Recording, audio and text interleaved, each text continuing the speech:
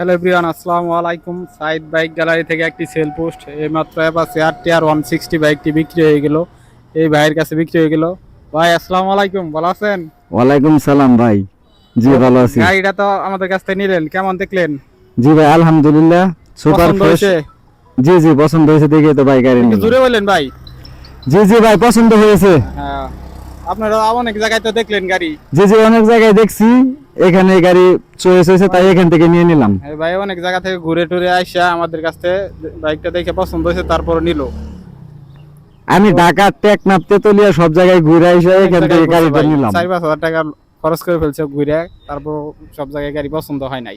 তো আমাদের এখানে আইসা দেখে শুনে পছন্দ করলে তারপর আমাদের কাছ থেকে নিল। তো গাড়ি সমস্ত কাগজপত্র বুঝে পাইছেন?